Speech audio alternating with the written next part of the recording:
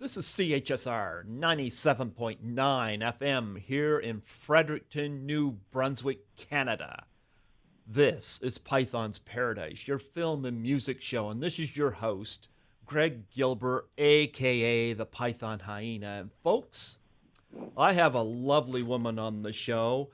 She was the Valley girl who went to the Pink Motel. Folks, I have the lovely, the beautiful, and the absolutely charming Heidi Holicker on the phone with me today. How do you do, Heidi? I am doing great. Thank you for having me. I'm excited. I'm excited too. I'm glad to have you on here. I mean, you're like the sparky one in all these movies. I'm kind of sparky, yeah. So what's the weather like where you are? It is beautiful in Los Angeles. We had Yeah? a lot of rain recently, but I am looking out my window at these gorgeous pine trees, and it is beautiful. Well, you know what? We had a snowstorm almost a week ago. Yeah.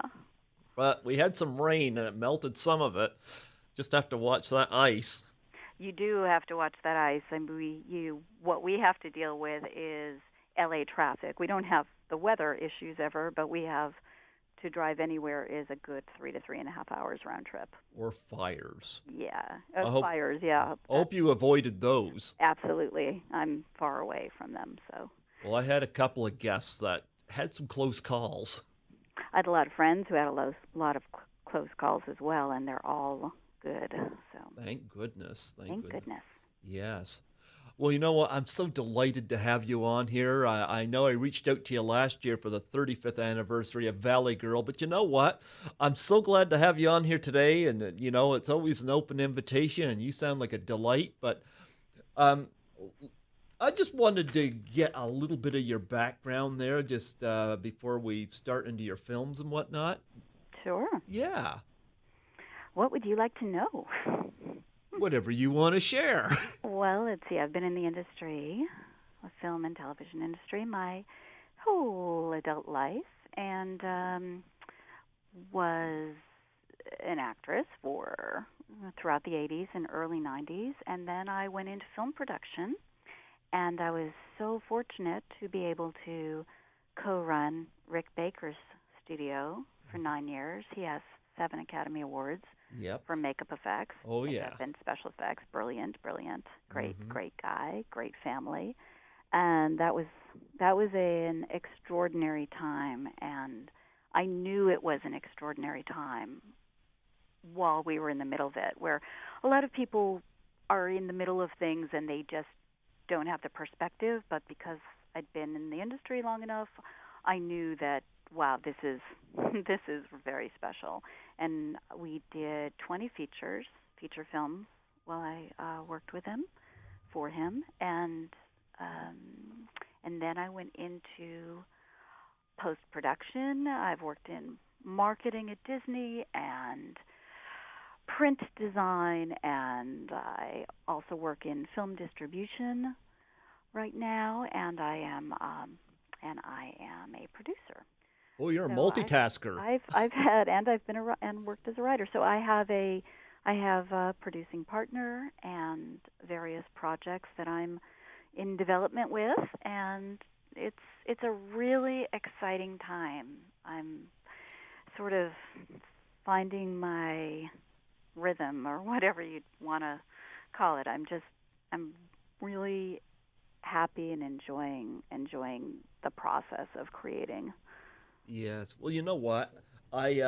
Before we talk about Valley Girl, I was looking over your credits to take some notes, and I got to talk a little bit about your first film, Pink Motel, because I just watched it last night.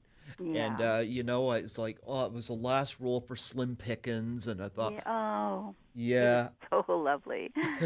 and I actually really enjoyed the film. I got more chuckles out of it than. Good. I'm glad. It was a super duper duper duper low budget film. Mm-hmm. Well, there's a lot you could relate to. Like, I really loved the fact the two that were having the affair and their back and forth was hilarious. And the two guys, I had the two girls, and talking a big game. And, of course, you had the football player that had the Oh, escort in there. Tony Longo. He actually passed. Is he Tony Longo. gone? Yes, Oh, about that's 2 years ago. that's sad. I really liked him in it He was too. he was very sweet. He was the guy that suffered from impotence and Mhm. all and I look at this as like I love the fact he was a football player, the guy you don't expect to have this kind of problem, and Yeah. yet he ends up. The writing there was really good, and It was Jim Kauf, Kouf, was our director, hmm and I'm thinking he was our writer as well. well, I know you got a Phyllis Diller story I about this. do. Tell us Pink about that. Motel. Well, the reason I'm in LA, and the reason I'm in the industry, um, I've grown up here, is because of Phyllis Diller. My mother, Charlotte Miller, um, is a writer, and back when I was a little girl, I was born in Boston, and my mother was a housewife, but was a writer and wanted and needed to write, and she started writing jokes for Phyllis Diller and literally mailed them to her, not knowing Phyllis. And Phyllis responded and sent her, I believe that, and my mom can correct me, I believe that Phyllis sent her $5 per joke and used the jokes in her act and told my mom, you need to come out to California. You are a writer. You must write. You need to be here. And my mother took her advice and moved out here and moved myself and my brother out here and grown up here, uh, grown up in the valley. Have said this so many times, but the only person in the cast of Valley Girl, the leads from the valley. So I was able to kind of help shape that a little bit since I did grow up in the valley, San Fernando Valley, and Phyllis is the reason, and I'm so grateful to her. And then back to Pink Motel, I got my first film role in Pink Motel. I went to the set. I met Phyllis. I met Slim. It was one. I remember we shot in the middle of the night, and it was the whole film was done at night. It all takes place in 24-hour period. And I met Phyllis, and she looked at me, and she recognized Holicker, which is my mother's married name, Uh-huh. before she married my dad, Stu Miller, and said, Holicker, are you related to Charlotte Holicker? And I said, yes, that's my mom. And she said, oh my gosh, and it was just this moment, this lovely moment. And then she invited us to her home numerous times, and it was so cool that she actually like clicked and realized that I was related. She remembered my mom and that I was related to her, and it was just very special, and I'm always grateful to that. What a nice. Correct me if I'm wrong. Are you Canadian? No. Mm-mm. Oh, I thought you were born in Canada. Maybe I No, I was may. born in Boston, Oh, Massachusetts. okay. I think maybe I might get your information mixed up with Oh, somebody else. with Okay. Lisa Langlois, your Canadian friend. Hello, Lisa. No, I was born in Boston, Massachusetts, and I came to California when I was, I believe, 5.5. Okay. Well, I need to ask, what was it like working with Slim Pickens? Because he's so funny. He was lovely. I had no scenes with him. I only had scenes with Brad. Oh, I can't believe I remember these names. Brad Cowgill. Mm-hmm. It was a cool name. And our scenes, they were like four separate. This particular movie, Pink Motel, four separate stories. Yeah. And I was one of the stories. I was the 15-year-old virgin who had decided to lose her virginity that night with her boyfriend. And it was Lisa and the character's name Larry, I believe, Yeah. Larry and Lisa. And it's quite absurd. We go into this hotel room and we don't know anything about sex, and You fall between anything the about. beds. We fall between the bed, and we don't know anything about birth control. We think we can just take birth control pills, and there you go, and that's that. And as we start to kiss and start to attempt to have this love experience, we had pushed two twin beds together, and the entire scene takes place off camera because we fell through the beds that we pushed together. So it's very sweet, and it's very poignant because the entire experience is over in less than a minute, and of course my little character Lisa has no idea why or what's going on, or so. And I think of myself in that particular movie as looking like a kind of a pornographic Barbie doll because I'm wearing this very silly little negligee, and anyway, there you go. I like how you both say, "Are you done? Are you done? Are you Yes. done?" I was like, neither one of you go, You I were guess very, so. he says, "You were very good, Lisa," and I said, "You were very good too, Larry," and I have no idea what I'm talking about. And then at the end, we get back in the car, and my character is quite disappointed with the entire experience, which I think was a good thing. Yeah. And we shot that in 1 week. I mean, Mm-hmm. we shot Valley Girl, the entire film, in 4 weeks and 2 days, so I'm pretty used to shooting things really fast.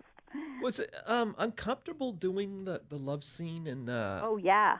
in Pink Motel? Because that Yes, was your first I had film. it was my first film. I had numerous pairs of, I had a little negligee on, and then I had Mm-hmm. numerous pairs of underwear on, and the little negligee does come off, but the way that we shot it was Brad, the actor, held me so tight that you don't see anything. So Do you yeah, it do was that to awkward. protect you? He was very protective and Oh, very that's sweet, good. kind, and yeah, it was very awkward.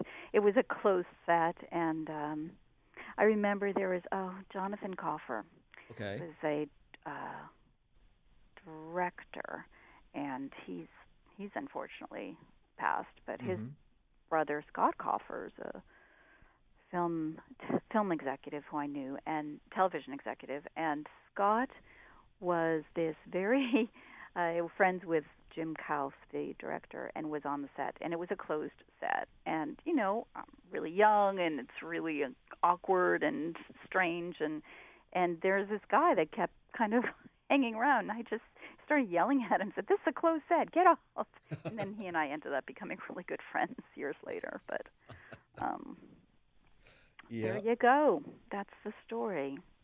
Well, I enjoyed it. I watched it last night, and even for a final film for Slim Pickens, I love that last scene where he's asleep in the chair, and Phyllis Diller comes, and they turn the television off and go off the bed, and kind of a nice, sweet send-off for Slim, really.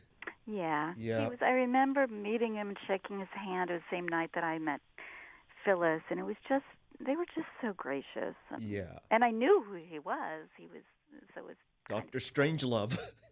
Yeah. Well, you know what? I love Valley Girl. I'm a big fan of teen comedies, period. Like Fast Times at Ridgemont High. Valley Girl Love came out. Fast Times. Yeah, I love it. And of course, Valley Girl came out the same year as one of my other favorite teen movies, Risky Business. Oh, Yeah, brilliant. yeah. I love Valley Girl. Just bought it on Blu-ray, and Yay! yeah. Yeah, it just came out on Blu-ray October 30th, and Mm-hmm. E.G. Daily and Martha Coolidge, our director, and I did new interviews, which you've probably seen. I have. They sort of in conversation where we're interviewing each other, which was so fun to do.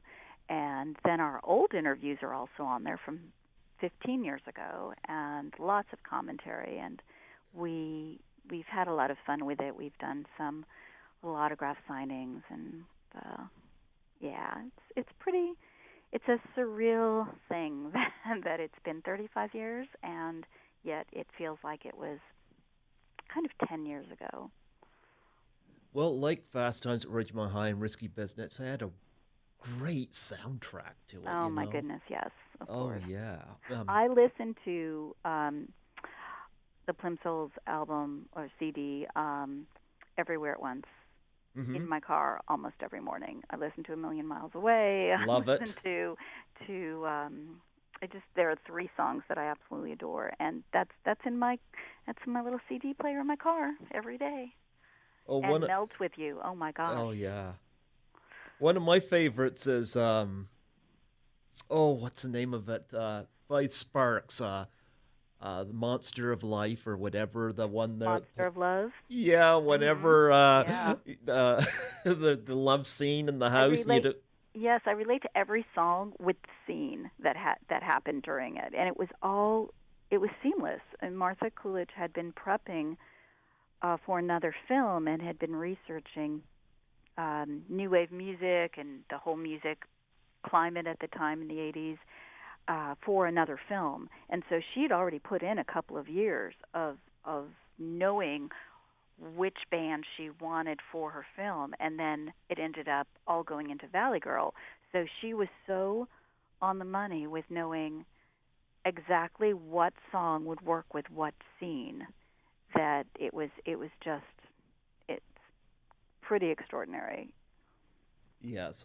Well, I love this film, and had a great look to it, and of course, you play Stacy. I you, do. you have an interesting role in the movie because you're the friend that reluctantly gets dragged along to this date. I certainly do. So tell me about getting this part. Do you audition for it or? Oh, it's actually a kind of a cool little story. I Okay. This happened to me a lot. I got a call from my, of course, get a call from your agent, go to this, you have an audition, and I went to audition for the producers and for our director Martha Coolidge for a different role. I went to audition for the role of Samantha, who is in the bar scene with Nick Cage's character Randy, Yeah. and she's the one that he used to date, and they end up going in the bathroom and making out, and then the scene cuts, and it's this very hot, sexy scene with Samantha and Randy, and that's the role that I auditioned for, and I got it, and I was, thrilled. It's like I got a part in the movie. This is fantastic, and then I got a call. We're talking. Well, this all happens within days, and saying, you have that role. However, we'd like you to come back in and audition for the lead. And like, wow, that's extraordinary. And so I was waiting tables at two different restaurants day and night, and I got home maybe at midnight, and there was a script, the whole script, which never happens. Usually you get something called sides, which are just pages of dialogue, at my door. So I read it and researched it. Yeah, not researched it, but I read it and studied it for till about 2 a.m. And the next morning, maybe at 10 or 10:30, I had this audition, and I went back to the production office and was completely prepared to read for the role of Julie. And as I was starting to read, they said, "No, no, no, no, no. You're playing Stacy." And so it was just winging it basically, because I knew Stacy was the ultimate Valley Girl, the protagonist, the bitch, doesn't want to do anything, go anywhere, has very strict rules about what should be, who should be with who, and Yeah. because I did grow up in the Valley, and because I am truly a Valley Girl, and that I just the Julie role was very different than the Stacy role, and so I Hmm. just thought, okay, well, you know what, I'm just going to be myself, and I just read the dialogue and had a good time with it, and 2 hours later, I got the part. Yeah. Well, I'm gonna tell you, one of my favorite scenes in the movie was, of course, we know the background. Of course, Nicolas Cage and Cameron Dye show up at this house party. Of course, their hair's all punkish and whatnot, and they're not welcomed. And No, they are not welcome. and of course, Deborah Foreman plays Julie, and she ends up taking a liking to Nicolas Cage's character. Very charming, yes. Yeah, and of course you end up being drug along on this double date with Cameron Dye, and I love the scene where you're parked, and he's kind like they're in the back seat making out, and of course Cameron Dye is chasing you around the car, and your reactions like it's funny because in another movie you'd probably be bitchy, but here I think your character wants to be bitchy, but she's kind of amused but doesn't want to admit it. And I kind of like the playfulness Absolutely. going on there. It's my favorite scene Mm-hmm. in the film of my scenes. Yeah. It was very spontaneous. There was obviously the dialogue was written by the writer producers, but it was very spontaneous. We were literally running around a car in the middle of the night on Mulholland Drive, and Cameron's so charming, and his Fred character is so charming that Stacy could not resist him. And the thing that I love so much about that scene in that moment is it's the first time that you see Stacy actually being soft. Yep. And vulnerable, and I'm glad that we had that scene because the rest of it, she's kind of manipulative and Yep. controlling and judgmental, and that scene actually is really me. The other Stacy in the film isn't really close to me. That scene shows like Heidi comes out of it, so it's very special, and the kiss was so perfect because those characters she just was so opposed to anything that was not in her tiny little world of the valley, and to actually kiss a guy, let alone a guy that is not from her turf. It sounds so cliche, but it's true. The way that I kind of move my head back, and I really want to kiss him, but I really am scared, and I love it too. It's the Fred and Stacy moments that I love. And then, of course, at the end of the film, when Fred and Stacy have the moment at the prom, that was very special too.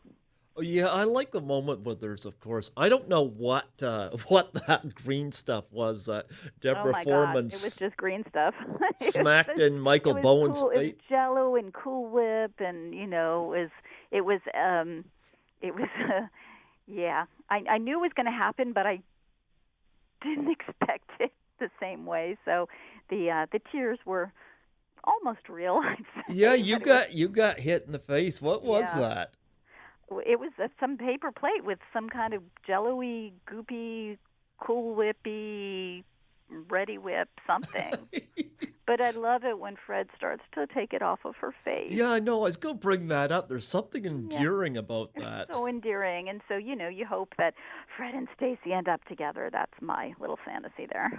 Yeah. So were you... I know Michael Bowen, he gets hit right on camera, but was yours scripted or did that just happen?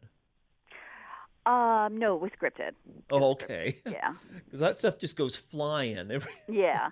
Well, all the extras were we shot at a school in Studio City, a high school called Harvard at the time, and now it's Harvard Westlake, and all those extras were. They weren't professional extras. They were just a bunch of school kids. I think that they may have actually went to the school. I really don't know. But they were just partying and having a great old time, and it was a little bit scary because you did not know actually what was going to happen through the fight and the craziness, and it was a little daunting, but it worked, it worked.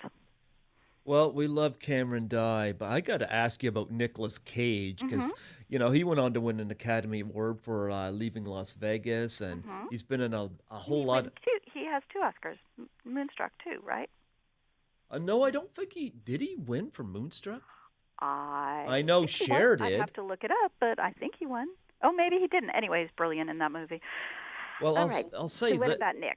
Yeah, yeah. It's interesting with Nicolas Cage because, and I hope he embraces this because, like Tommy Wiseau, who was my first interview from The Room, Mhm. Nick has become kind of an interesting internet meme with, of course, Wicker Man. Mhm. Not the bees, not the bees.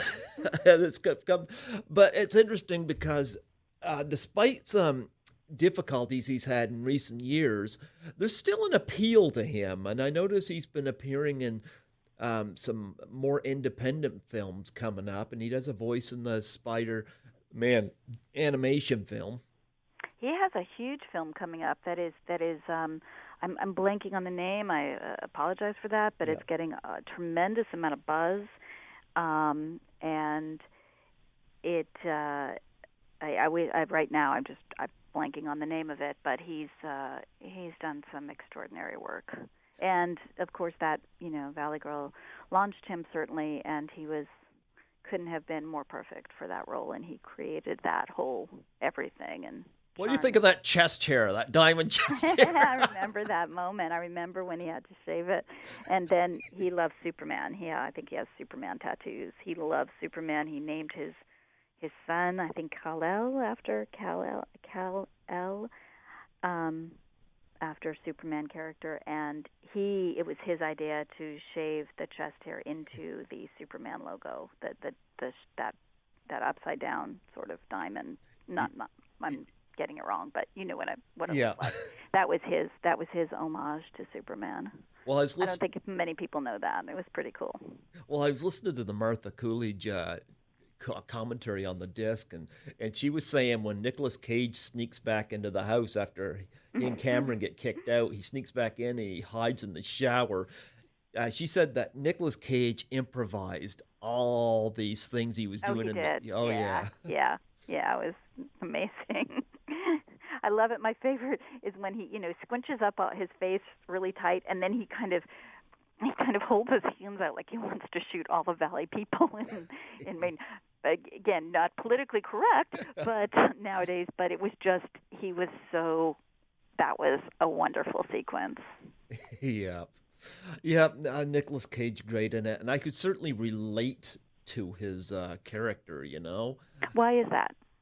Why? Because I know what it's like to want to go out with somebody, and then uh, because of either the way I look or whatever, or where I'm from, I get rejected. So I could, Oh, yeah. you're a very handsome man. So, Oh, I'll take that. okay. Because I've been rejected by so many girls here, but yet, Well, then you're going for the wrong girls. well, I'm going to tell you, not to get too personal, but I had a girl that was years ago was supposed to come on here. I wasn't doing the podcast then, but she was supposed to come on my show. And I guess she wasn't going to come on because she found out I liked her. Of course, she knew I liked her. She'd go send somebody else, so I canceled the whole thing. That's a shame. You'd think you'd have a really good interview if you actually like the person. That's Well, I alrighty. had a crush on her, Well, we all but have crushes, so. well, I look at it this way. I've had Melanie Kinnaman from Friday the 13th, Part 5, comment Mhm. on one of my Facebook pictures and put the word hot. I've never been Mhm. called hot before, but I'll take that from her. Uh, Hot's pretty good. Yeah, and when I hear, Lisa Langlois and yourself say I'm a good-looking guy, or Nancy McLaughlin say I'm a good-looking guy, I gotta look at that girl that was part of that cabaret years ago that was supposed to come on here, and I'm like, you know what? She can go. I've got nicer looking women than her that are telling me that I look fine. So Well, you look fine, but it's most important in who you are, your yeah, insides. That's what women respond to. If yeah. somebody's kind and charming and sweet and caring and funny and quirky and all of that stuff. Like Cameron Dye. Yeah, Cameron's very charming and quirky and all of that. Yes. And of course, I had two. I actually had his hair red, and he had it blue. Yeah, I love that. I love Fred Roos, who's a producer Hmm. and director of photography. Fred was our DP, and the colors, the lighting in the film was so perfect, especially that one scene when you've got Randy and Fred in the alleyway. Oh yeah. Remember? And the way that the lighting hit them and the hair, and it was just beautiful cinema. It was just an extraordinary, beautifully shot film, and that particular scene with the lighting. So Fred and Martha actually have a new film that they're finishing editing right now. That's going to come out. I don't know the name of it right now, but they still work together, and he's an extraordinary filmmaker. Well, you know what's interesting because that alley scene, of course, was a darker moment in the film. It was, and it was necessary. I mean, that's why the Yep. film holds up, because it has so much dark and light. No, I mean dark in terms of it's like he's, drunk because Emotionally dark. he's, That's what yep, yes, that's what I mean as well. yeah. Yes, But exactly. apparently Martha said shooting it was like dead of winter and cold, and you could see their breath. Oh yeah, we shot in dead of winter. We shot October, November, Yeah, and it was cold. And plus, we're shooting in the middle of the night, so yeah, in the alleyways of Hollywood, yeah. and it was in the middle of the night in November. It's chilly here. But Gio, she said that they were both totally professional, so that was pretty cool. Yeah, it was great. And of course, you were amongst quadro of Valley Girls. I gotta say, I've had Michelle Wainwright on here Michelle already. Mayrink. Uh-huh. Mayrink, okay. Mhm. And really like her. I interviewed her. I could not get her to do the Revenge of the Nerd laugh for all. Oh. She wouldn't do it. I wanted to hear she do it, but Yeah. nonetheless, she's really good in Valley Girl, and she had one of the funny moments in the film. I love that song by Spark. Oh, something of the monster of Monster of Love. yeah, Yep. and the song is so funny, and Mhm. this Oh, guy, when she's in bed with yeah, yeah, the when you guy, don't know it's her in bed. and the the You think guy it's Lee like Purcell's character Beth. yeah, the guy like pedals around, and he comes in there, he goes up the stairs, and I like that grin he has on his face, like Mhm. Skip. Yes. The Skip character. And the shower, and then yes, and you think you're sure that it's my darling friend Lee Purcell who played Beth the stepmom, and because they had a flirtation and a whole mhm. thing, and then oh my goodness, it's it's not her.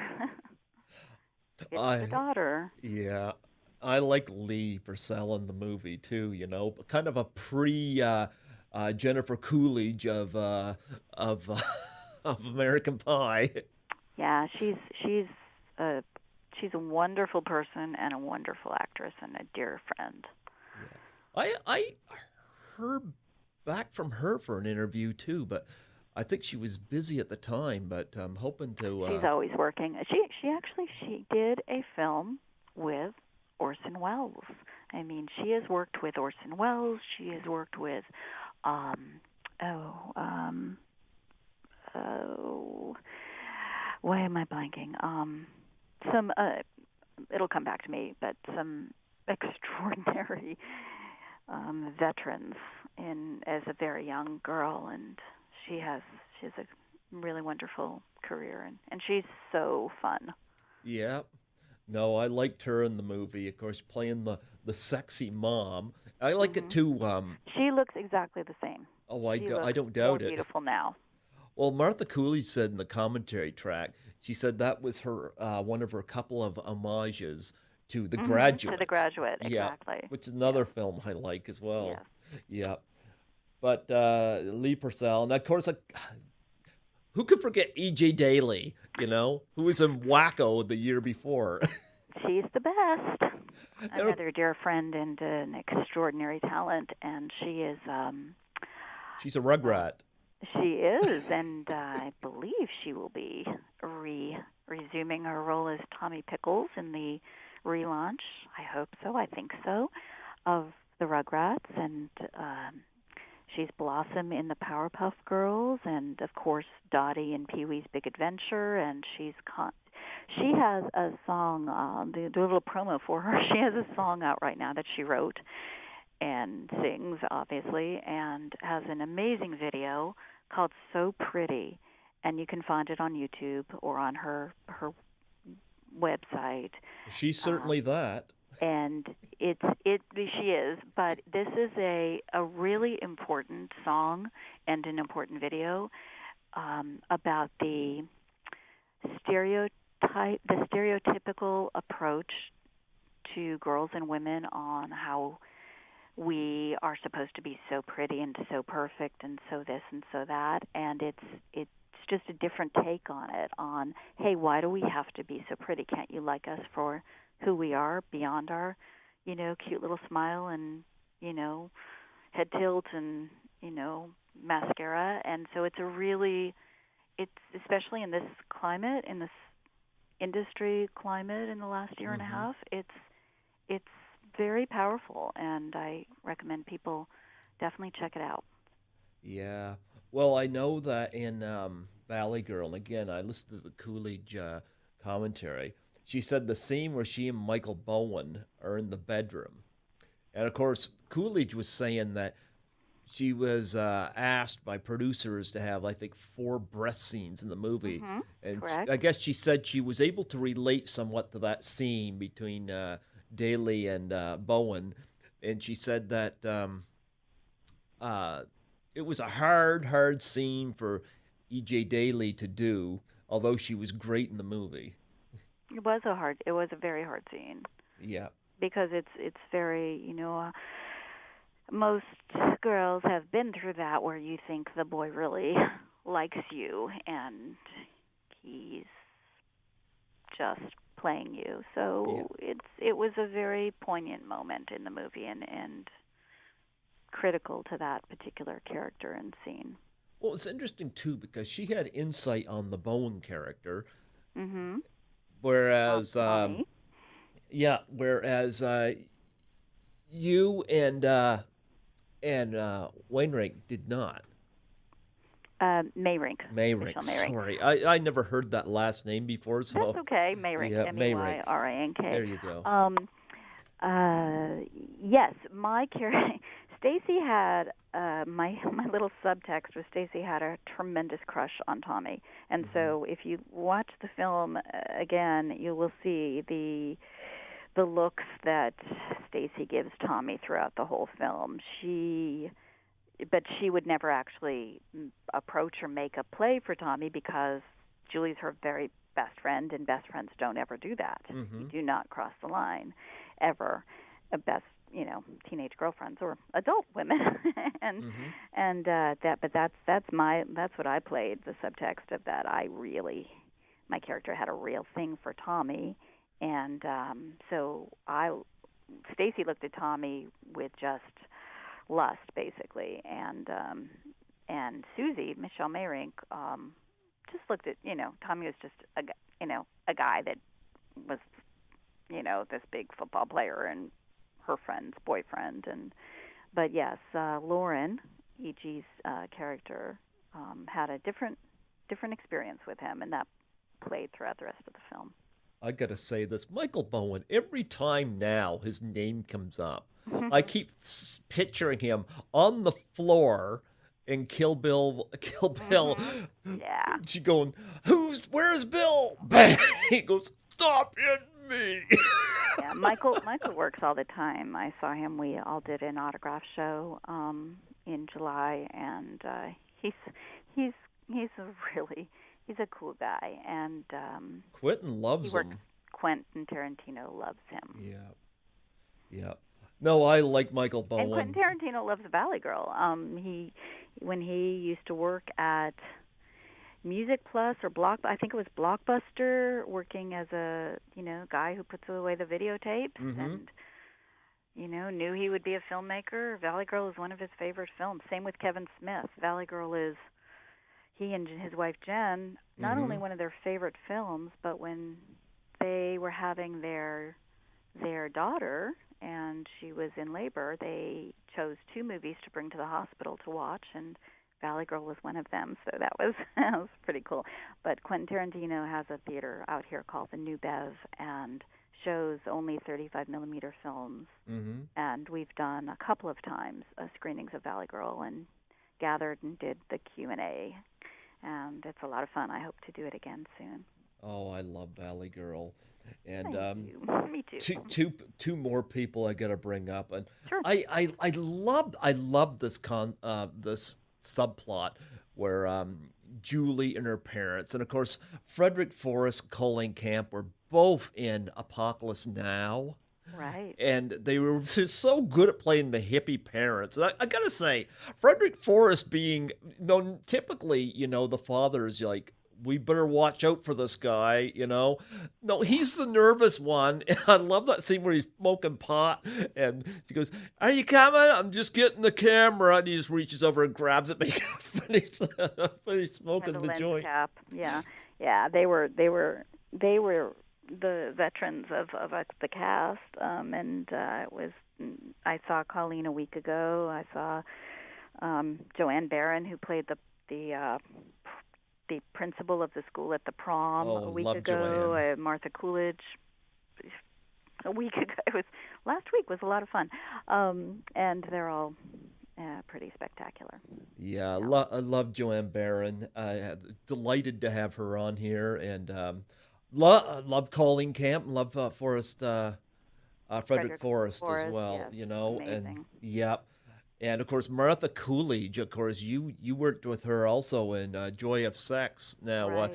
talk about working with. You're obviously still in touch with Martha, We're so good friends. yeah.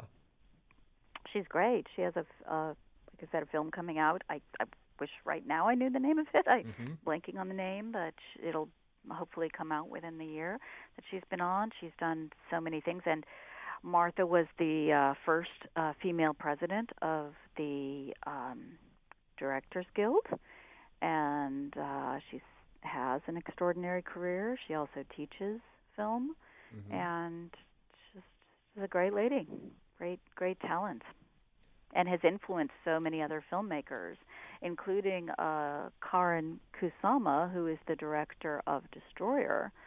And Yeah, Karin we is, didn't get that you didn't get what? Destroyer. We didn't Oh, get it you at our have it theater. out there? Really? Oh, Yeah, Nicole well, Kidman. it's still out. I mean, I just Yeah. saw it. E.G. Daily and I just actually went to a screening of it and met with Karin. And Karin Kusama is an amazing director, and I Hmm. know these days everyone calls them female directors, but they're just directors, Yeah. and not, the fact that they're female to me, I don't see that, but I guess our industry does. And she became a filmmaker because of Valley Girl, Oh, wow. and that was she does this thing, little trailer, maybe 7 years ago on. You can see it on YouTube, and she tells the story of why our little movie meant so much to her, and why and how it influenced her, and she became a filmmaker, and now she's a huge, huge filmmaker. And so it's Martha influenced, not intentionally necessarily, but influenced a lot of up and coming filmmakers, and certainly Quentin Tarantino and Hmm. Karin Kusama, and I'm sure a plethora of other filmmakers. Karin, I know that name. Ring a bell. What else has she done? Girl Fight, Destroyer, Nicole Kidman, Okay. new movie. Jennifer's Body with Okay, Megan yeah, Fox. that's with Megan Fox, Megan Fox. I did see right? that. Yep. Okay. Well, you know what? After Valley Girl, it was followed up with Joy of Sex, which was at the time called National Lampoon's Joy of Sex. But I guess Maddie Simmons said that National Lampoon's had nothing to do with it and had that National Lampoon's removed from it. I What? don't know all the politics behind it, but I know it had been sitting on the shelf at Paramount Pictures for maybe 10 or 15 years, and John Belushi was supposed to star in it. Yeah. Um, and then he passed, and it just sat for years, and then Martha had Valley Girl come out and had a lot of heat. Um, and so therefore Paramount then offered her that film, and she brought 5 of us from Valley Girl into Oh it yeah. Well, to be in it. It was a lot of fun. I guess there was some various stories about Belushi involvement in this before he passed. Do you have any insight on I that? have no knowledge except for that he was supposed to do the film.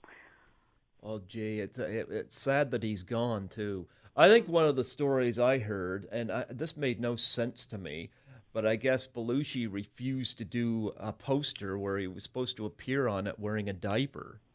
I know nothing about that. And I'm like, that had nothing to do with the film. Like, I don't get that. And I remember uh, reading something on he refused to do that, and I'm like, why? It wasn't even in the film. So, I have no idea.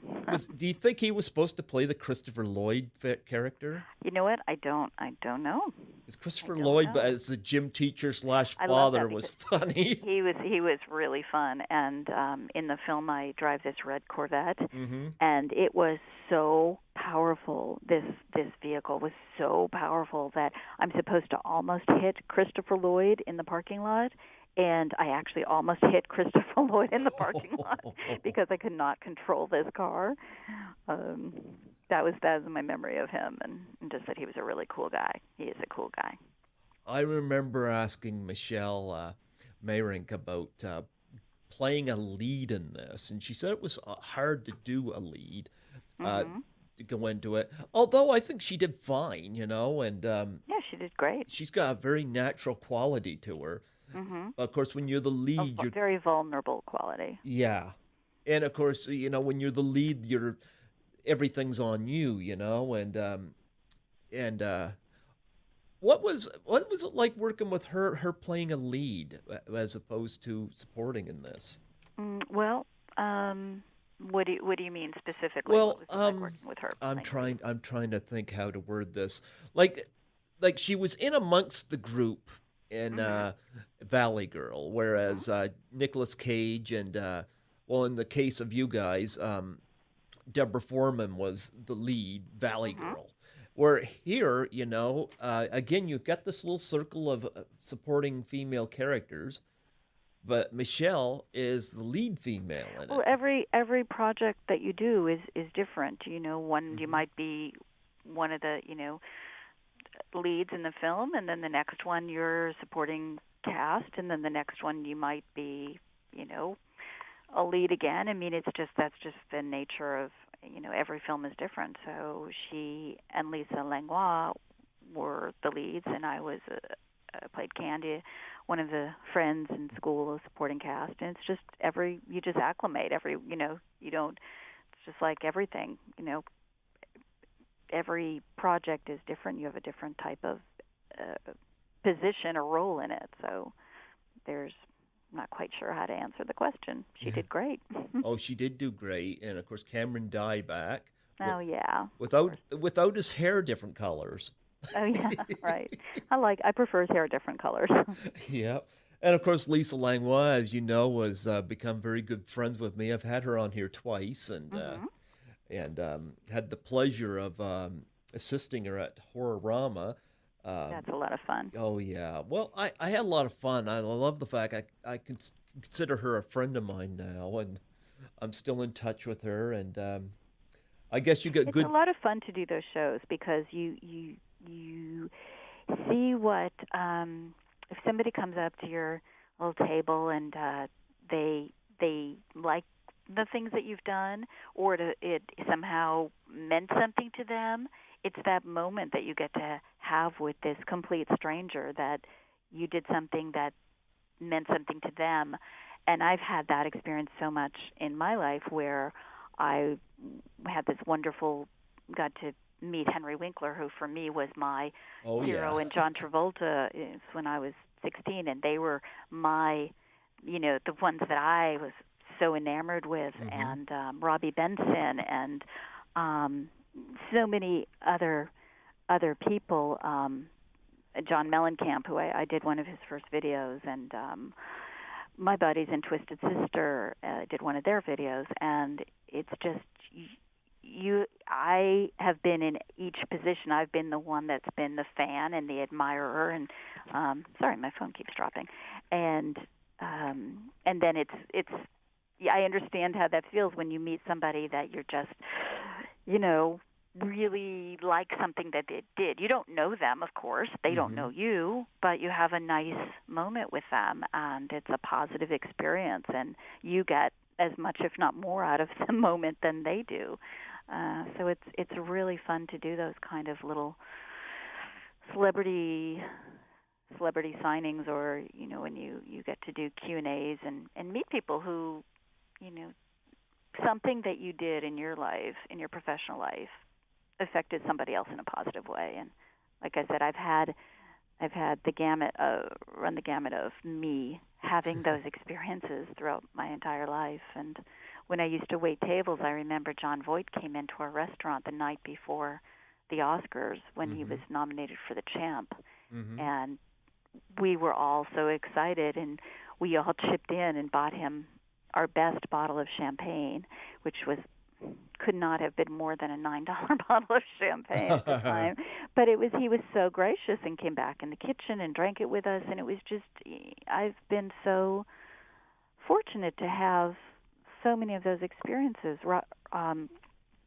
Roger Ebert, who was so kind to us and wrote this beautiful review of Valley Girl, and years later, when I was working for Rick Baker, we were at a press junket, and Roger was in the hallway waiting to interview Rick Baker, and I got to approach him and thank him. And I actually thanked him in an actual letter at the time, and wrote him a letter, mailed it, and he actually wrote me back a handwritten letter. Oh, wow. Saying how he loved the film and it was such a great job, and keep up the good work. And then years later, when I got to be there at a press junket for a film called Mighty Joe Young, and I approached him and thanked him again in person, it was very special for me. And then about a year and a half or so ago, we did a Valley Girl screening at Quentin Tarantino's theater, the New Bev, and I invited Chaz Ebert, his wife, and she came, and it was just a very special night because sort of came full circle. I got to know Chaz through her documentary about Roger called Life Itself. Yep.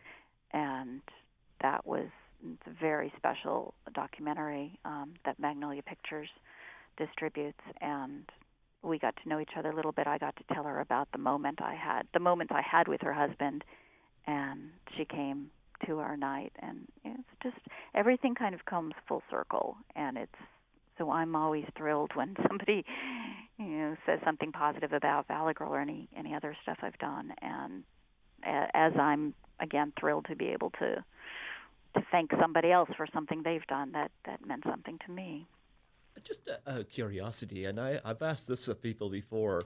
When you do the signings, what's the most interesting thing you've ever been asked to sign? Oh, you you bring your own pictures. Yeah. And they're nothing terribly interesting. I mean, they'll bring the vinyl record Valley Girl with our pictures on it, which I have, I think, one or two of them. They'll bring that for us to sign. Yeah, they'll bring pictures that they have, but usually it's more they pick out what picture that you've brought. Okay. Or there's a fun little mini one sheet. I don't even know what country it's from, but I actually have one. I had all the cast sign it, and it's I think it's from Thailand actually, and that's fun when people have those old collectibles and they have us sign those. Oh yeah. Well, going back to Joy of Sex, talk about working with Lisa Langlois, because of course I love Lisa. I think I was only in one scene with her, so I think it was the school in a classroom scene. Yeah. Or maybe, and then there was something at the gym. I didn't have any. My scenes with her were more peripheral, so I didn't really. Speaking of classroom scene, Joanne Barron was great. Joanne's always great. Yeah. Did you learn a lot in her classes?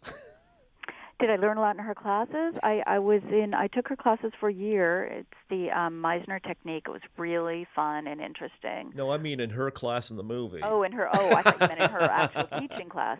No. I love the scene where everybody kept gluing everything, but she ended up pulling the phone out of the wall. Pulling the image of the male genitalia down. Is that what you're referring to? Yes. Yeah, When oh I refer gee. to it as a snow cone. Yes. Very, My greatest moment in film history. yeah, very, very funny. And of course, it came out the same year as 16 Candles, another one of those Oh, great did teen it? I didn't movie. even realize that. Yeah, they Okay. both come out in 1984, and it's interesting because they both have something in common. They both have the foreign exchange student. Oh yeah, that's true. That's Yeah, very true. of course, Mhm. in 16 That was Candles. very seemed to be trendy in that era. That how always having a foreign exchange student in teen films. Yeah, who seems to be one step behind, but really one step forward. And of course, in Right, that's true. Yes. 16 Candles, it was Long Duck Dong. Right, And that's then right. this one here, you had, I love that they keep telling him, you say, thank you for the shit in terms of a meal. And he Right, says it in all exactly. I remember. That was sincerity. pretty funny.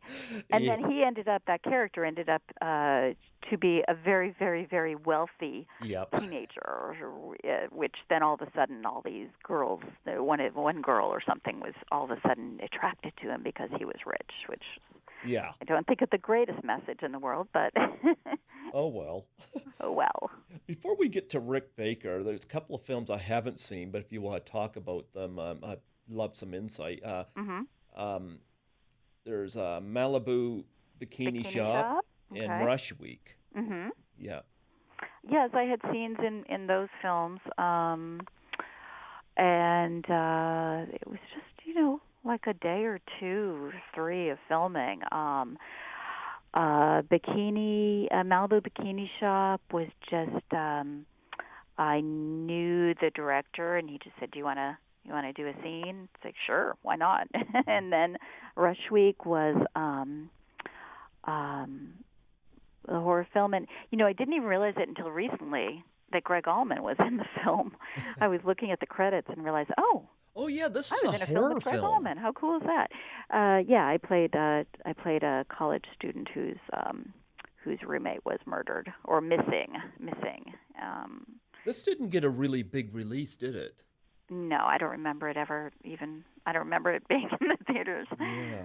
So, but I remember because I looked at a clip recently, and someone posted it on Facebook, and a friend of mine, and all I could see was I was extremely buttoned up. It was very opposite of other characters I played. It was just this very super duper conservative kind of character, but it was it was very minimal role, just Okay. a little teeny tiny part.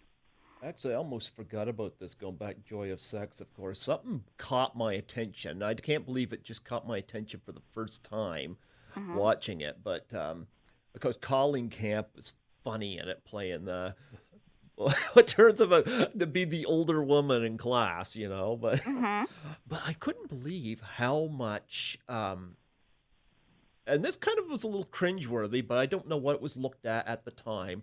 How many times you had adults engaging with teenagers in this film in terms of characters, not of Mhm. cast. Mhm. Yeah. Again, that was didn't Porky's do that? And again, that was the Yeah. era that was you'd have a Drew Barrymore in Just Kissed, I think it's called. She was, an adult playing a Hmm. high school student in I think it was called First Kiss, Never Just been Kiss, kissed. Never Never been Been kissed. Kissed. Yeah. Yeah, which I love that film. So that's that was in a lot of films where you'd have somebody infiltrating the high school, and it happens in real life when you have what we used to call in high school as narcs. You'd have somebody who looked like a teenager but was actually, an adult working for the Well, police well look department at come in. Cameron Crowe, his backstory for Fast Times at Ridgemont High. Y- which backstory are you He referring he to? he was went undercover as a student to get research to do. Right. Yes, Yeah. of course. And he was working for the Rolling Stone, and yeah, this is just not unusual. Nope. But yes, you don't want to have an adult having a romance with an underage person. Yeah, that did come up a few times in Joy of Yeah. Sex, but back Well, back then, excuse me, a little tickle in my throat there. Back then, again, it happened in a lot of films, not just this, but not that I'm right, but excusing it, nothing but actually happened. I mean, you never actually saw them engage in romance. I don't well, the good recall. news is, in reality, you guys were not teenagers, so Hmm. yeah, so We weren't teenagers when we did Valley Girl or Joy of Sex or let's see, Pink Motel. Pink Motel. I think I was You don't think still a Slim teenager. Pickens was a teenager in that? I was thinking of me, but no, I think Slim was getting close to adulthood at that point. I gotta ask about Valley Girl the musical, which I've heard of for the Sure. past couple of years, and I gotta know about this now. Why now this actually, as opposed to being a remake, I love the idea it's a musical because it has a different spin to it. Who It's really a word I heard from Tim Burton when we were doing Planet of the Apes, a reimagination.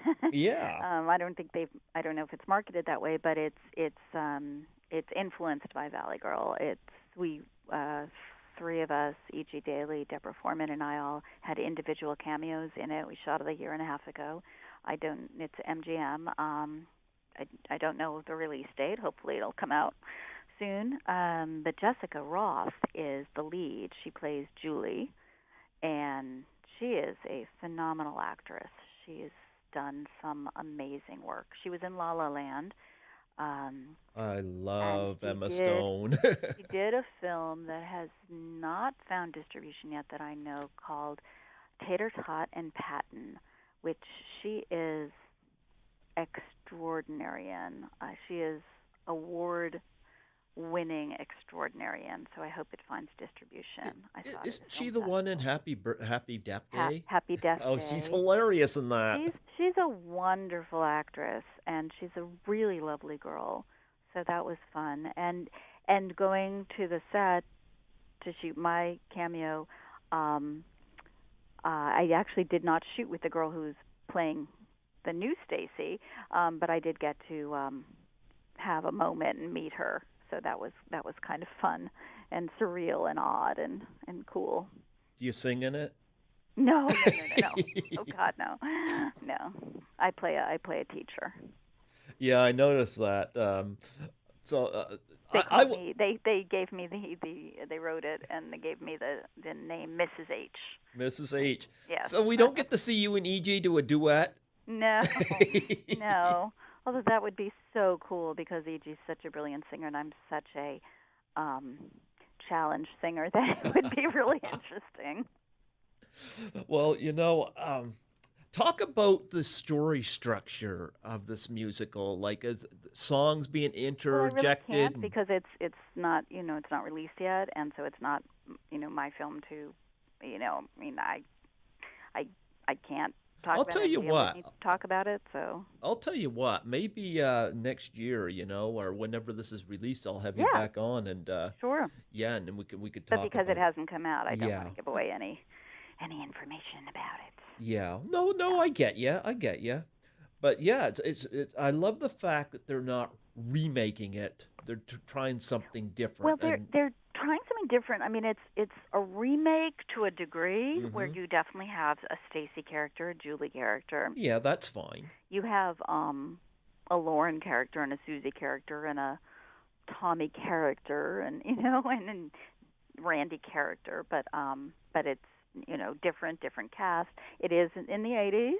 certainly, and I did offer them because I still have all of my 80s clothes because when we did the film, because I did grow up in the valley and those were the clothes that I wore, the pinks and the aquas and hmm all of that. I actually loaned all of my personal clothes to the film, to our original film that was used on every one of us, and then I did offer them to use some of my original wardrobe And I think they used a couple things on some background performers. Oh. But I wanted to kind of give them that tie-in, where if you saw that particular outfit on the original, and then it's like, oh wait, isn't that how that seems real familiar, But they put my stuff on background performers, so you won't necessarily notice it. But I was trying to, do a little homage myself to the original. Let's talk a bit about Rick Baker. Now, I got to tell you, a lot of times if somebody has passed away, I'll do tribute interviews. I've had Alfred Hitchcock's granddaughter on here. I had Audrey Hepburn's eldest son come on here, and Rick Baker is alive and well. he's alive and well. But Okay. what happened was I did a tribute, two tributes to Ray Harryhausen. Sure, I And got to meet him. It was exciting. well, I love Clash of the Titans, and Mm-hmm. I wanted to interview somebody from that movie so bad, but I wasn't making touch. And I remembered I'd done a tribute interview on the Miss 45 actress Zoe Tamerlis Lund with her widow, and I thought maybe I'll try this route. And I reached out and had John Welsh, who had worked with him very closely at his studios, and he's been on twice in tribute to Ray Harryhausen. And we talked about Rick Baker as well, because Rick Baker was very much influenced by Ray, and Mm-hmm. yeah, And Dick Smith was his mentor, yeah, who did The Exorcist and Yep. Little Big Man, and Dick was he's gone, but he was a pioneer and in makeup effects, and Rick apprenticed under him you when he was 19. you say you met Ray Harryhausen? Mm-hmm. He Talk came to about- our shop. We Talk- met everybody. Oh, talk about Ray for a second. Well, it was I didn't spend time with him. It was just hello, so lovely to meet you. So it Oh was. yeah. I don't really have any stories. Well, Rick Baker, you've worked with a lot, and that must have been extraordinary because, of Mhm. course, An American Werewolf in London was one of the all-time great werewolf transformation scenes. Not only was it great, it was and groundbreaking, but Mhm. it is the reason that the Academy of Motion Picture Arts and Sciences created an Oscar for makeup and hair Yep. styling, makeup effects and hairstyling. Rick was the first recipient, and they created that because of the work on American Werewolf in London. Prior to that, the Academy did not have a makeup and hair category. And of So course, that's pretty cool. his work in The Nutty Professor was really Yeah, I impressive worked too. on both of those. Oh yeah? Yes, we did 20 features while I was co-running his studio for 9 years. Yeah. How many versions of Eddie Murphy did you talk to? Well, probably just the regular Eddie Murphy, not any of the characters. But that was so what they did together. The collaboration they created, Rick and Eddie created all of those characters. It wasn't scripted initially. It was. Obviously, it was certainly a remake of Jerry Lewis's The Nutty Professor, but it was certainly different. I think it was an improvement. It was pretty. It's both of the films, The Nutty Professor and The Nutty Professor, the Clumps, Yeah. the sequel, were amazing. Just amazing. Fun, incredible movies. I love these movies. They hold up. You can watch them over and over again. Mhm. But Eddie and Rick, just the two of them, would get together and start to literally play, and Eddie would start to create these characters. None of us were in the room when this happened. Create these characters, and then Rick would create the makeups based on Eddie creating, the characters, the mama character and Mhm.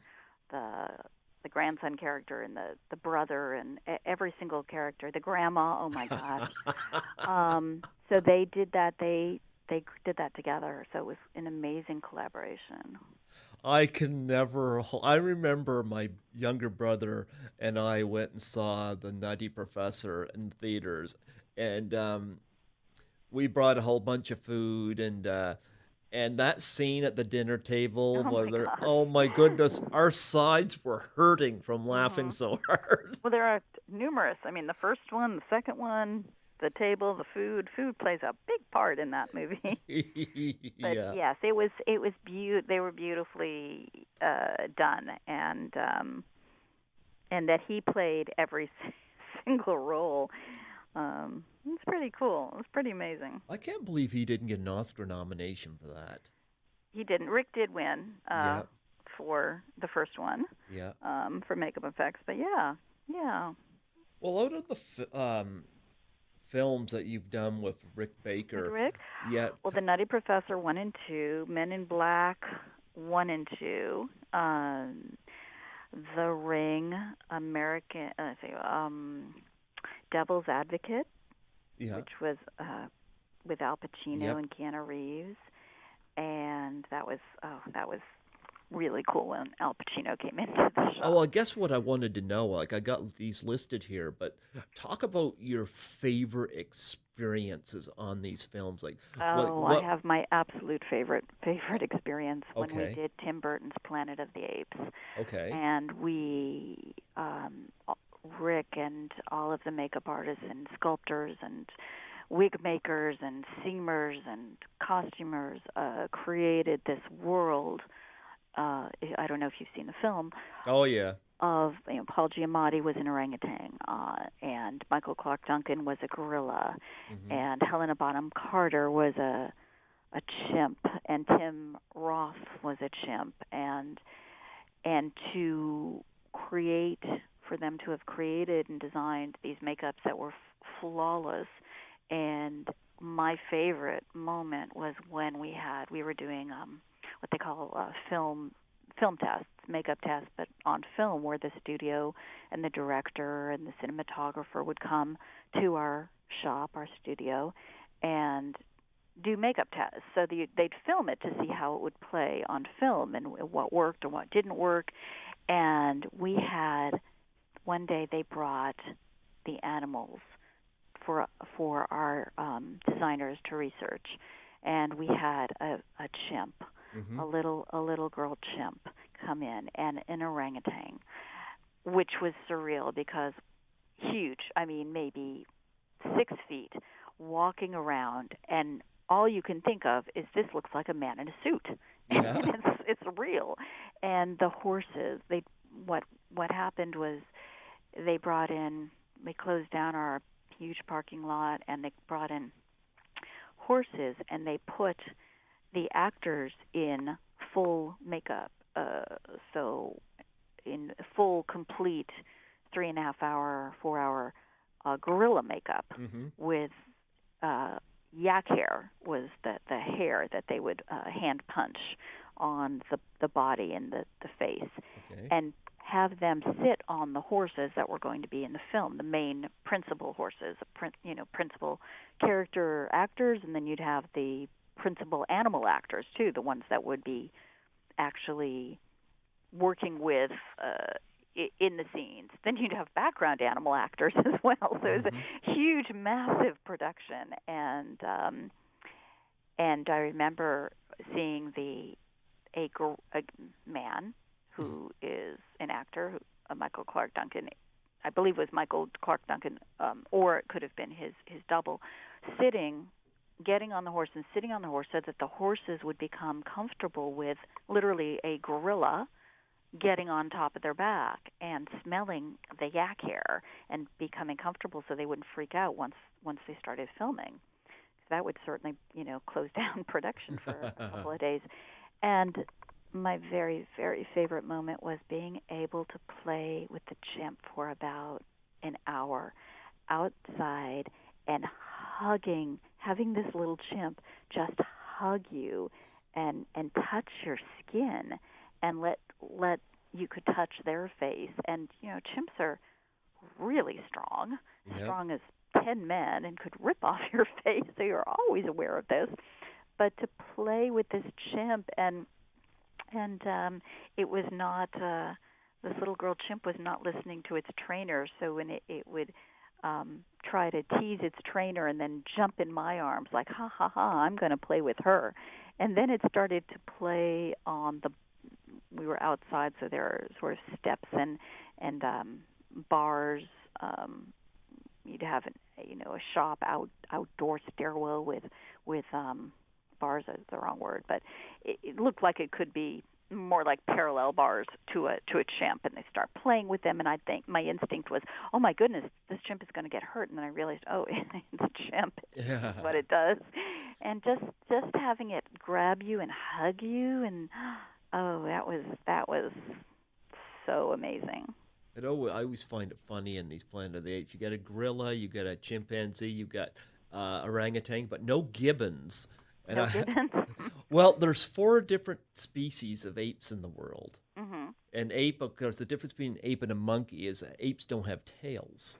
Mm-hmm. And, of course, Africa's got gorillas and chimpanzees, and Asia has orangutans and gibbons are more monkey-like in terms of their well, structure. maybe we had gibbons. I don't know. I mean, we had so many. We had all the principal actors, and then we had the secondary actors, and then the third level were actually for the big war scenes, the big fight scenes were actually the stunt performers in masks. Mm-hmm. So everybody had either a makeup on them, except for the Mark Wahlberg and the human characters, would have makeup, or then, like I said, the stunt doubles and the background players would actually have masks. So this particular production was so intense that we had 24 hours a day a shop running on the set. So we had our shop running in Glendale, sending supplies and sending prosthetics and foam latex appliances to the set every night, and then we also had an entire crew on set making stuff every single night, day and night, because it was only a 4-month prep before it started filming, and so it was a continual 24 hours a day work. And my darling friend Tony G headed the makeup team, and she also is the extraordinary makeup artist who designed and created and applied Charlize Theron's makeup for Monster. Yeah. And she does Angelina Jolie's makeup in many of her films. So a little shout out to my girl Tony G. Mm-hmm. Well, you also, you did Men in Black 1 and 2 and Wild Wild West, so you did... Wild Wild West, I love that movie. Kevin Kline was so fun. I love Kevin Kline. A Fish Called Wanda. Mm-hmm. So you worked quite a bit with Will Smith on here as well. Mm-hmm. Yep.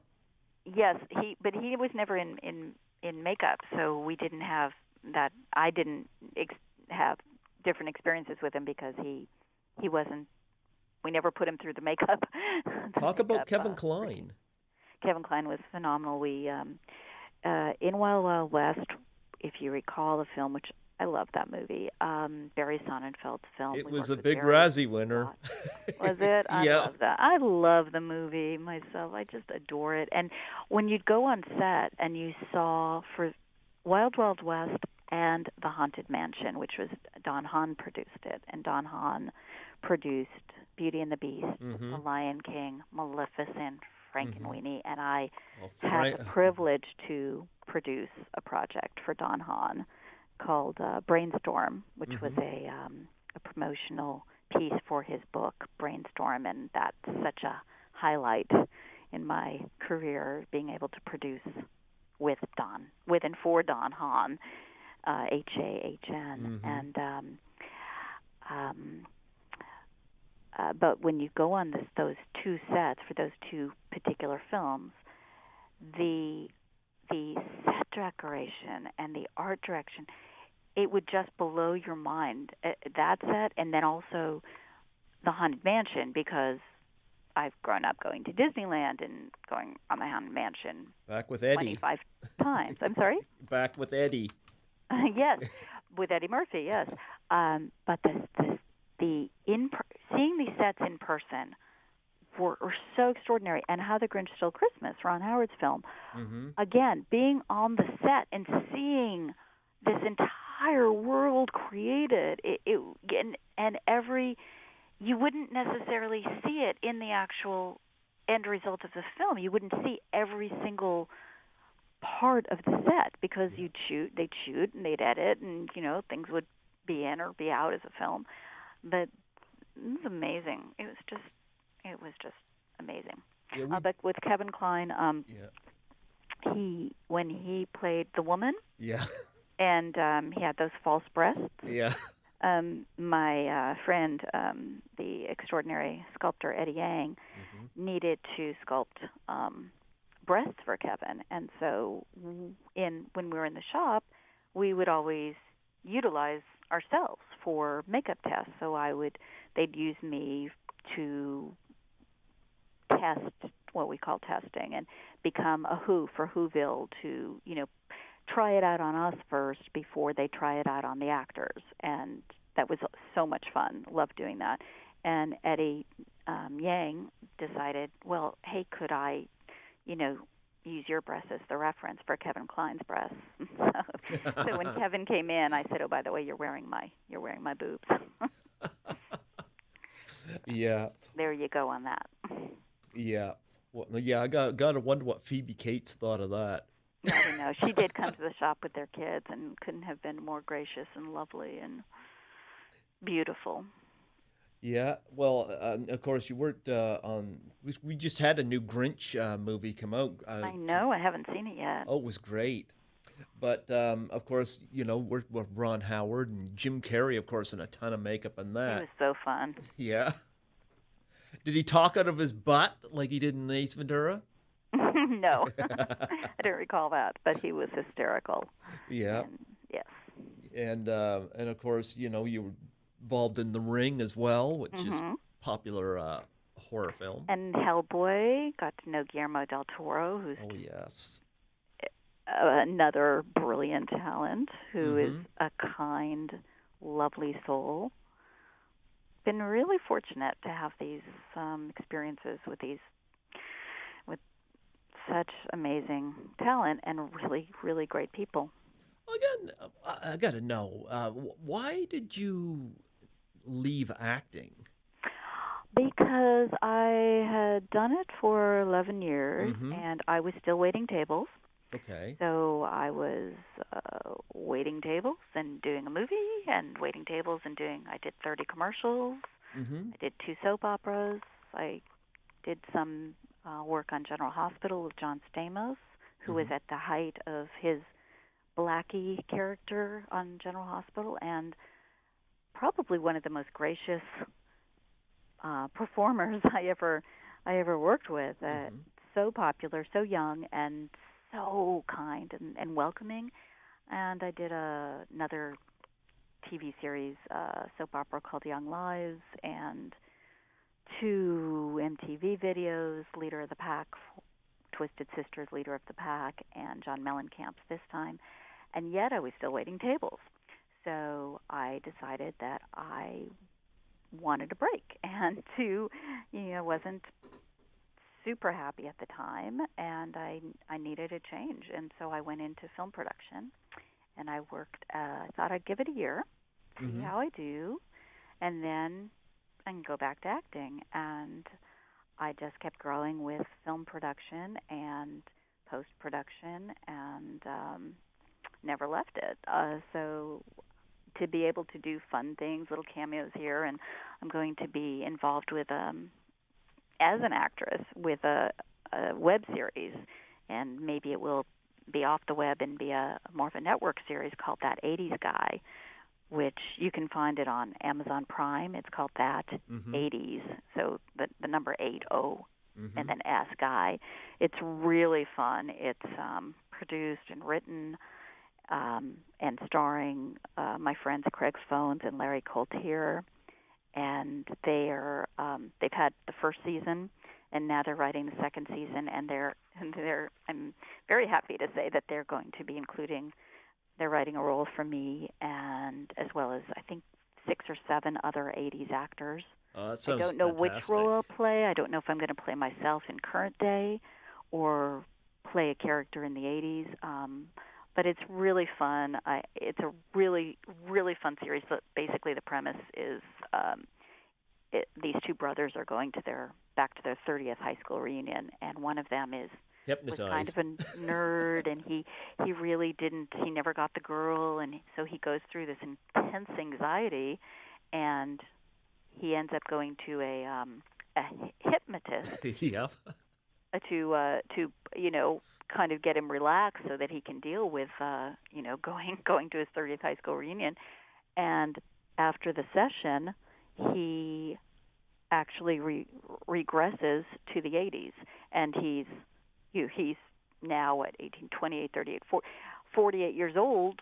Well, 18, 28, 38. Yeah, I guess 48 years old, somewhere around there. And he thinks he's in the 80s.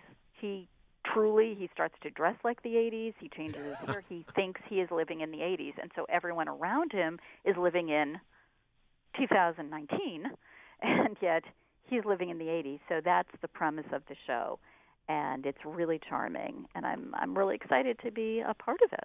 I was born in the 70s, so I know the 80s really well. I Well, love sure, that's when you became a teenager. So I love the scene where he goes, "Yeah, but she's really good at Pac-Man or whatever." All this stuff. Like I was hmm watching the trailer for it. yeah, it's fun. It's really Yeah, fun. and I to me, like I love the '80s, especially in terms of music and movies and whatnot. So I have a lot of memories about this. So yeah, so this is a web series online, that '80s It's guy. online right now. Okay, I They're watched the seeing what trailer the for next it. thing is. Yeah, Yeah, the trailer's fun. yeah. It's fun, and these guys are they're good guys, and they're talented, and I'm gonna have to check that out. yeah, Yeah, because I just heard of it when you sent me the link, so yeah. it's something I got to look into.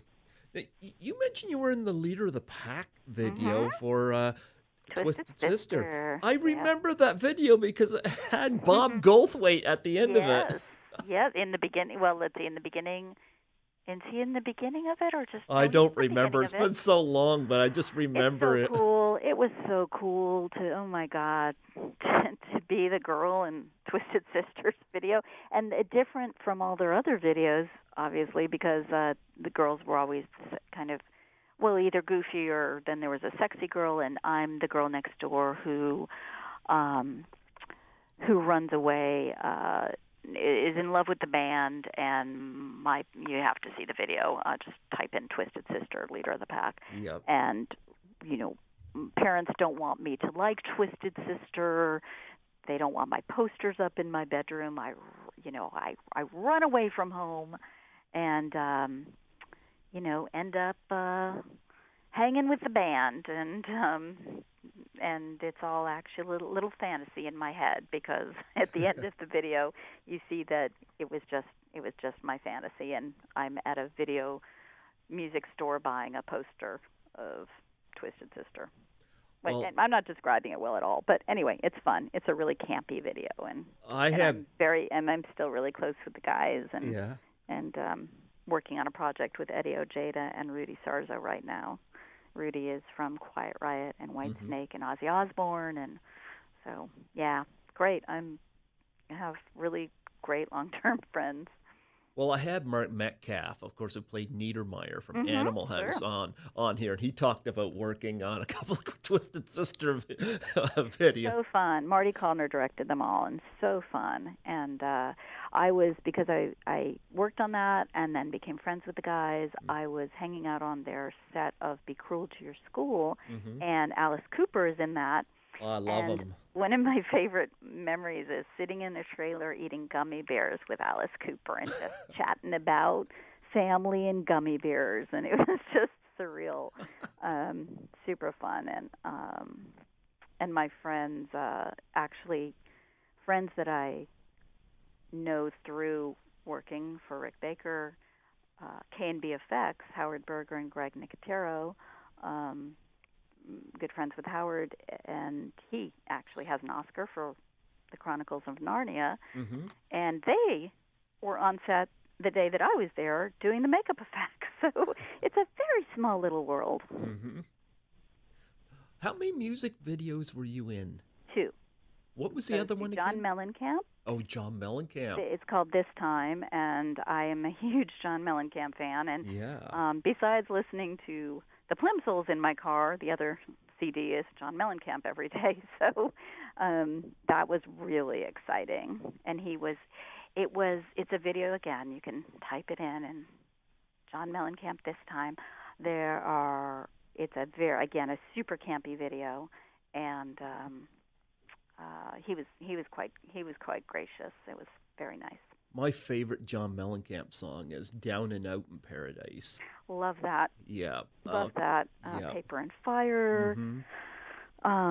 Rumble Seat. Check it Rumblefish out. was a Nick Cage movie. ROCK in the USA. Mm-hmm. I could name like 100 of them because I listen to them all the time. Yeah.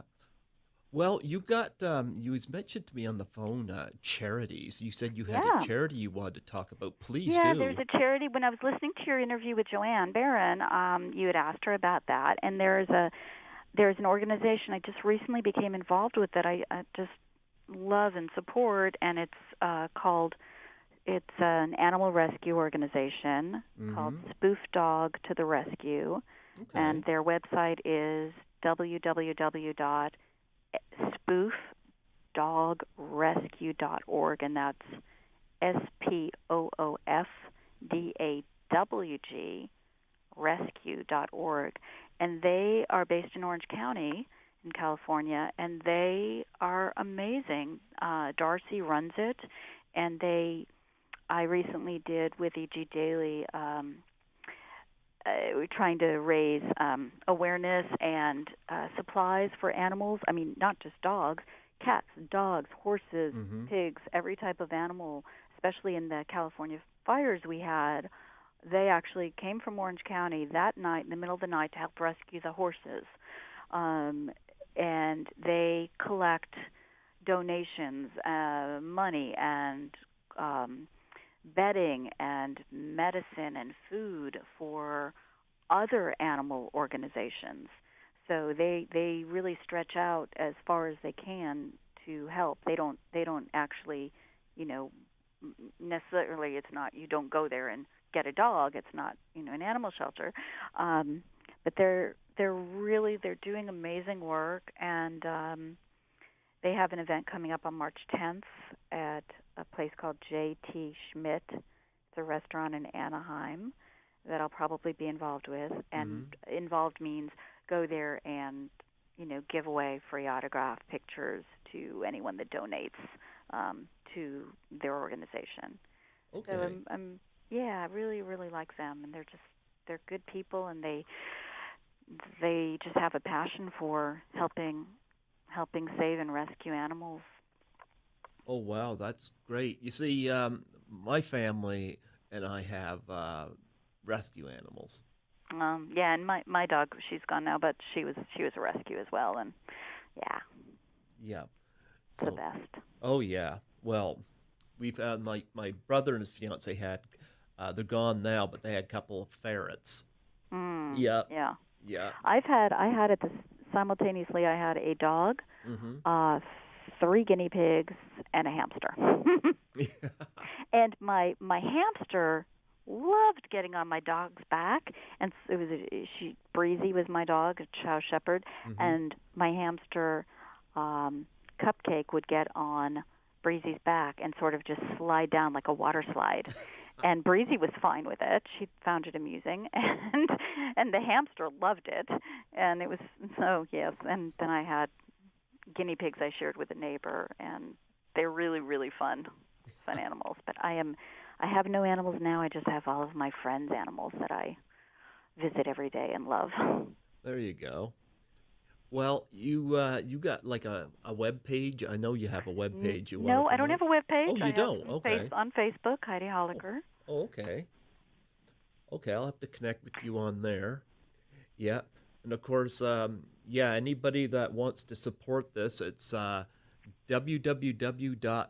Spoof Dog. That's DAWG.org. It's you're close. It's www.spoof SPOOF dog, and that's spelled DAWG Okay. rescue.org. Okay, I almost had it. And they're looking right now. They're looking for in the Orange County area to get warehouse space donated so that they can continue to expand and help. And they're an official, charity. And they're just really nice people, and I'm glad to know them and support them. Oh yeah, absolutely. Of course, I mentioned my charity to you too. So Yes, the, you're going to send me information. I'm I'll, going to I'll, see if I'm going to take a pie in the face for you. well, if you do, throw 3 nominations out to people in the industry if you can. I will. Yeah. I promise you that. Oh I yeah. have to be real careful on which ones because they may not like it. But let's see what happens. Oh yeah. Well, you know what? I think that's a great charity, and I've had a number of people come on here with animal charities as well. So yeah. Anything else you want to promote on here? No, I'm working on various projects that I'm not at liberty to discuss yet, Okay. so I can't really talk about them. But my producing partner Lori Stevens and I have various options for film and television rights that we're developing projects and pitching, and we're just going every single day, and it's really very fun. Well, you know what? You mentioned too, like you've done some writing and whatnot Yeah. too. Like you've done so many different things. Talk about the stuff that you've written. Because we haven't covered that. My brother and I were a writing team for a period of time, and we wrote animation, children's animation. We wrote an episode of Kissy Fur that was for Deke. These shows aren't current. We wrote an episode of The Bionic Six. We wrote, what was really crazy is we wrote an episode of Super Mario Brothers, and we knew nothing and had never played Super Mario Brothers, and so that was really challenging. And writing a script for an animated show is really difficult. Fun, but difficult because you are having to write all of the directions as well, because you're writing what the artists are going to have to be drawing. So we've done that, and then so those are 3 projects that I wrote. Wow, like you've done a lot of stuff. Like you're as I mentioned earlier, a multitasker. Yeah, definitely, and they're in phases. My acting career was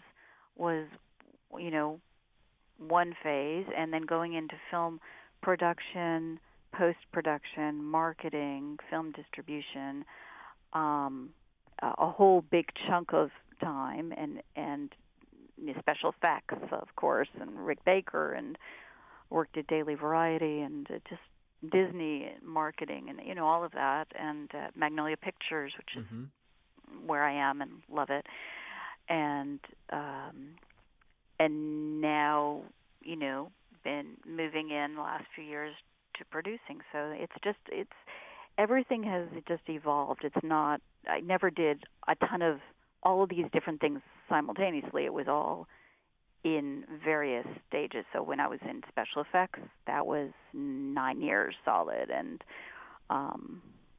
distribution for Magnolia Pictures, it's been 4 years, and working on my own projects, 3.5 years. So everything has evolved really, really nicely, so that you're actually ready for the next step, because you have I've been have built this background. None of it was a plan. It was I never thought I would do anything except act. So to walk away from that and learn a completely different world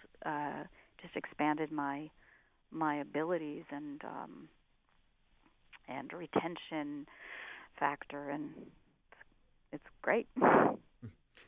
Well, you know what? I was going to say, if you do the Doubtfire Challenge, I'll make a donation to To Spoof. Spoof Dog? Yeah, I'll do that. Cool. Is there? Okay, There's a that place is a deal. that there's a place on there I can donate, right? I'm sure there is. Yes, on their website. Absolutely, absolutely. I'll do that. I'll do that. All right, we have a Yeah, deal. yeah, we can do that. Yeah. Okay. Um, So now I have to get my friends to videotape me taking a pie in the face. But like you said before, to me, offline, it doesn't have to be blueberry or anything where it's going to no. stain. It can be just, Well, apple and whipped cream. Well, I always say a cream pie because it's, It's softer on your skin. and not only that, part of the joke, is The Mrs. pie. Sapphire. Yeah, Yes. yeah, yeah. You Yes. can't get a lot of coverage with blueberry. So, Right. Right. yeah, no, All right. Well, I will definitely have my friends. You'll send me a link and I'll view it, and then we'll do a video and send it to you to share. I'll send you links to some of the ones that have been done Okay. through mine. Well, you know what? I did it in Valley Girl. I can certainly do it now. I didn't, in my last scene in the film, so I can do it. Sure, no problem. And I'll make Done it before. Yeah. So yeah, and I'll make a donation. That's a good. I think that's a good. That's a fair swap. Yeah, it's a fair swap. I was going to say before I let you go, I want you to do a plug for my show. Sure. Now, I'm from here in Fredericton, New Brunswick, in Canada. Have you ever been up this way before? I've not. I've been to Vancouver, Okay. which I loved so much, but no, I have not. Okay. I But always say. now I know who to visit when I do go. There you go. Well, I always tell people our closest celebrities are probably the Trailer Park Boys. So if you're familiar, you know them? No, I don't. Oh, okay. Oh, they're pretty funny. No. Okay. But I was going to say, I'd love for you to do a plug for my show. Sure. What would you like me to say? Well, just state your name Mm-hmm. and say you're listening to Greg Gilbert on Python's Paradise out in New Brunswick, Canada. Okay. And tell me, why Python's Paradise? That I wanted to know. Oh, it's interesting because my DJ, my DJ name is Python Hyena. I have a love for African wildlife, Okay. and I've always loved snakes, and they're so misunderstood creatures. And I read somewhere they kill more pests and rodents than birds of prey and cats. Wow. And the All right. the hyena, the same thing. They scavenge and they even eat the bone. Oh my goodness. Wow. Yeah, they have the strongest jaw power. They're very efficient. Yeah. Well, the thing is, they do a major thing for the environment, and so many people cast them in a negative light. Because it's scary. If you're on a hike and there's a snake, it's a little scary because you don't know what it's going to do. Yeah. And you don't know if it's venomous. So, Mm-hmm. with all due respect to the python, it's a Well, little, pythons aren't venomous, but they can be dangerous. They're constrictors. Yeah. yeah. All right, let me do your plug. Okay, go for it. This is Heidi Holicker from Valley Girl, and you are listening to Greg Gilbert on Python's Paradise in New Brunswick, Canada. Thank you so much, Heidi. You are welcome. When the musical for Valley Girl comes out, maybe next year or something, I'll approach and have you come back on if you got any new projects. Absolutely. I will definitely have new projects in production by then to discuss, so that will be wonderful. Yeah, I've had guests come on multiple times before, and I would love to keep in touch with you. And Fantastic. yeah, well, thank you so much for gracing my airwaves. It's Thank wonderful. you. It was a lot of fun. It was a lot of fun, and I watched an awful lot of you leading into this, Okay. Yes. Well, God bless you, and you enjoy that California weather. I will. Thank you so much. No problem. Talk You soon. take care. Okay. Bye-bye. Bye-bye.